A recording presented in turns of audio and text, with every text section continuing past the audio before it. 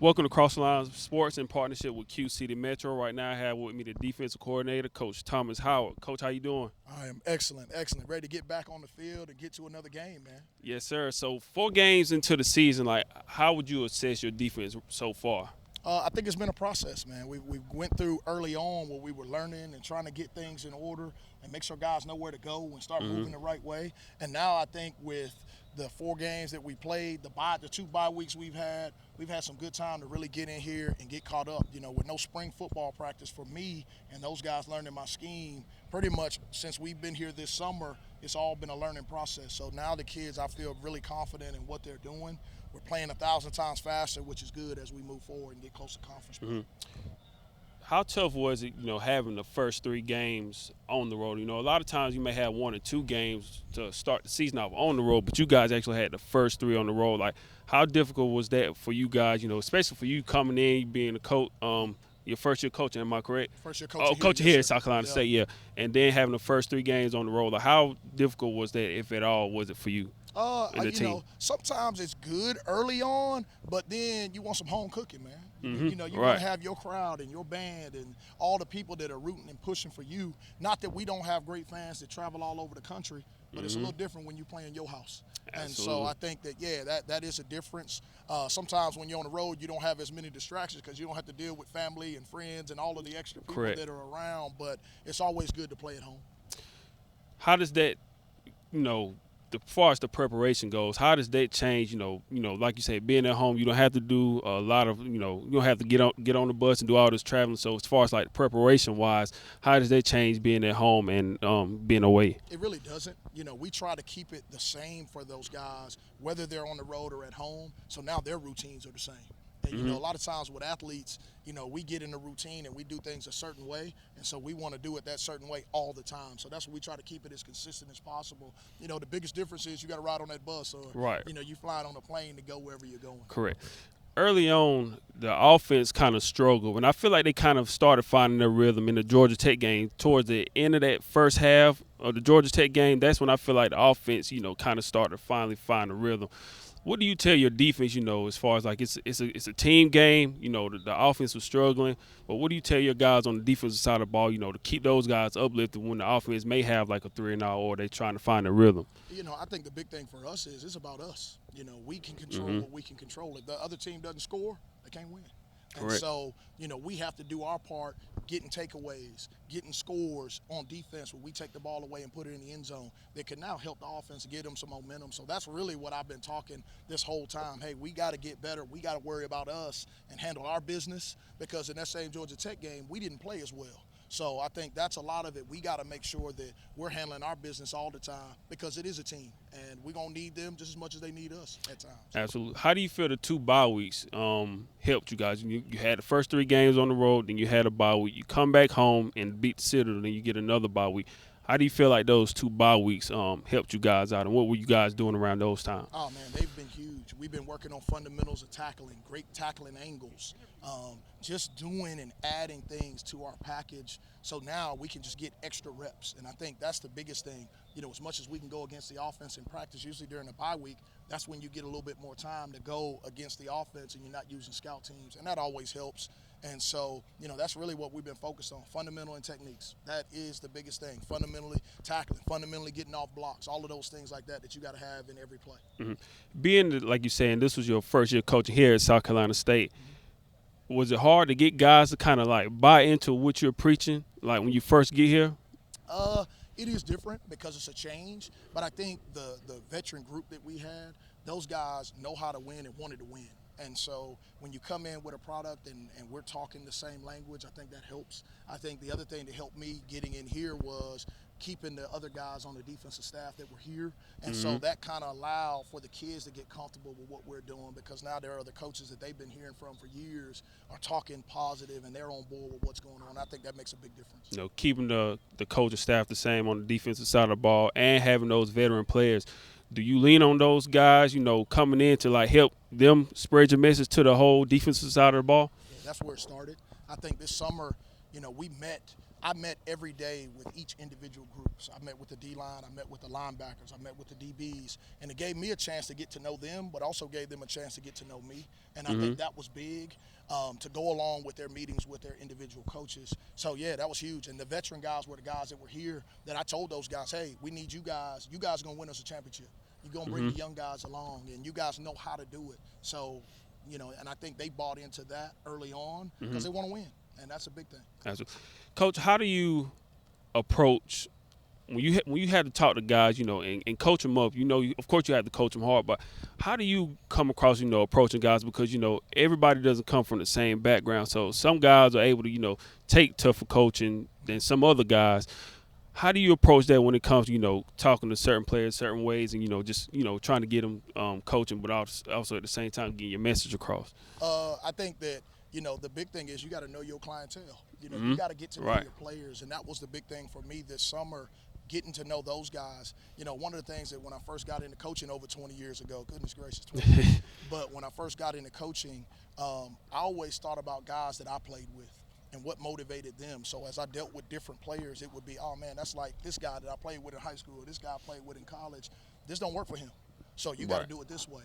And so I kind of use the method of I got to walk it, talk it, chalk it, where I show you, we're going to walk through it, and then we're going to watch it on video. So that way now I can hit all realms of your learning style so that now I can get the most out of you. And then also as I learn what's the best way to push you and motivate you, I think that's an important thing because you can't yell at everybody. Right. You can't dog, guys talk crazy to guys, and you can't do that to everybody. Some kids can take that and use that to move forward. Some kids can't, and you got to get to know your clientele. Absolutely. Over the years, the way they protect the quarterbacks and, certain hits, you have to protect your guys. They get targeting calls. You get disqualified from the game. Would you say as a defensive coach, this is kind of like the toughest era to play defense in because of so many rules now? Oh, yeah, it's nice guy football, man. We got to be nice on defense. No, but I think the biggest thing is you have to teach fundamentals and teach those guys how to tackle, how to approach. In the secondary, being an old secondary guy, teaching your safety how to come downhill and still be able to make good contact on a receiver in the middle of the field, but not leading with your head, not launching your body. Those are all fundamental things that you can kind of work a little bit. Only tough thing is when you get in that game now, that dog in you still can come out. So you just try to coach those guys up and get them to play physical, but be smart. Yeah, so I got a few more questions and I'll get you out of here. Coach Pough announced earlier this year that he was getting ready to retire. Like, how shocked were you, and then what was like the feeling around the team once that announcement was made? A little bit of shock, but the other thing is, man, Coach Pough has been doing this for a long time. So if he's ready to retire, he deserves that right. I think for the kids, they took it as, okay, now we got to go win everything. This is his last year, so we got to win and do our part to send him out the right way. And that's really how I looked at it. Kind of been through this situation before with the head coach that was retiring. It was a legend. And so that was our thing, and that year I happened to go undefeated. So I was like, man, we got to roll through this thing and get going. And that's how I've been positive to those guys. Like, hey, we just got to go win football games, and we can still control our own destiny. Does it add more pressure to you, and the team? Do you feel like to, send him out on a good note, knowing this is his last ride as a head football coach? You want to, yeah. So I think it does a little bit, but I think the group that we have allows us to feel a little confident that we can do that. And I think with the veteran guys that we have on defense, the fact that now the offense is starting to come around and we got some young guys on offense that are going to be really, really good, I think that that is huge in doing that. Yeah, so I think we can sit on the great level. So moving forward, you guys have University of Virginia Lynchburg Saturday. I was looking at their schedule. It doesn't look like they won a game yet, but how do you keep those guys, focused on what's the task? Because a lot of times, some games you look ahead and you think you just can chalk that as a win. Right. But what do you tell your guys, as far as like not to take this game for granted? The big thing that I've been saying and preaching all year is this about us. We're coming into the game 1-3, so we still have a lot to prove. And so we still got to get better, with everything that we do. So that's what has been the focus really over the course of the last 2 weeks, focusing on us. This is what Lynchburg does, but we have to do us great. We have to tackle well. We got to get off blocks. We got to play fast. We got to play physical. And that's really how it is in a lot of weeks anyways, but definitely this week, that's what it's been, and it's been that way every week to this point. My final two questions, and then we'll get you out of here. You have a lot of – I always feel like, in any field you're in that you always can, give back and, give a message of encouragement or motivation to anybody. So for young athletes playing in the high school level right now that's looking to, come play at the University of South Carolina State or just play at the collegiate level, like what message would you give to those young men? The biggest thing is you got to take care of business in the classroom.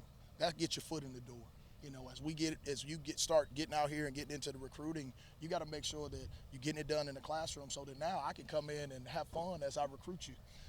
And then the other thing is the hard work. I think that's the big thing that we look for. The first thing I'm going to ask your high school coach is what kind of worker is he? How is he in the weight room? How does he attack the film room? Is he a football guy? Because you got some guys that really aren't football guys. So those are things that you have to do as a recruit now in order to get an opportunity to be recruited. It's not easy.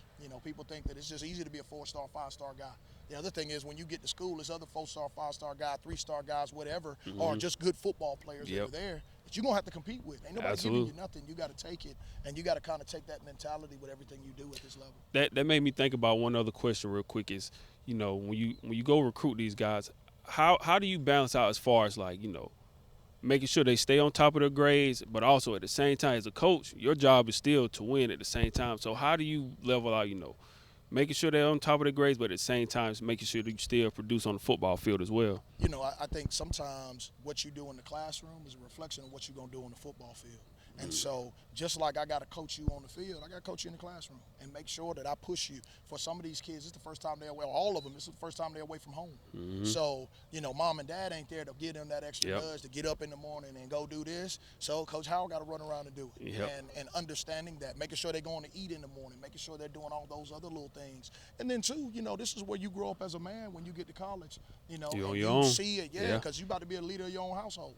So those are the things that now, life skills that we're talking now when those guys get here. So that's all important because that's going to carry over into life. If you ain't getting your business done in the classroom, you ain't going to do it when you got to run your own household. Absolutely. I remember the first time when I went to college, I went to USC Upstate and I graduated from there, but it was different because, like you said, you don't have mom and dad waking you up, making sure you go to class, you're on your own, you got to wash your own clothes, you got to do all this stuff for the first time, and then you just being able to be disciplined and manage all that time, that free time that you might have outside of classroom or outside of the football field. It's like you have to learn how to, as a young adult, manage all of that time. So that's something very important. But my last and final question, so we can get you out of here. What does the HBCU experience mean for you? Oh, man. Look, I'm an HBCU guy myself, a proud graduate of this little small school in Atlanta. I think I've coached all over the place, but being at HBCUs is like no other.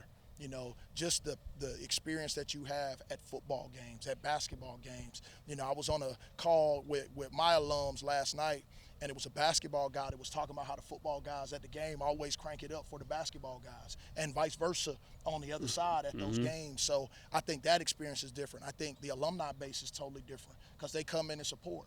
You think about these big classic games, they're going to come in and talk trash to everybody all the way in, and we're proud about our schools. And I think that that's something that we have to do a great job as well as giving back to our schools because we got to keep our schools rolling because at one point, we were the only places we could go to school. And that's so, true. You got to keep it and uphold the traditions and the standards that you have at our schools, man. And I'm a proud HBCU alumni. I fight for my HBCUs like crazy. Whichever one, shoot, my parents went to HBCUs. My parents actually went to school here. Okay. And shoot, my brother went to another HBCU in Charlotte. So, it is definitely something that in my family and to me is very important. Absolutely. Coach Howard, thank you for your time and Absolutely, good luck man. on the Thank you. season. Yes, sir. Yes, sir.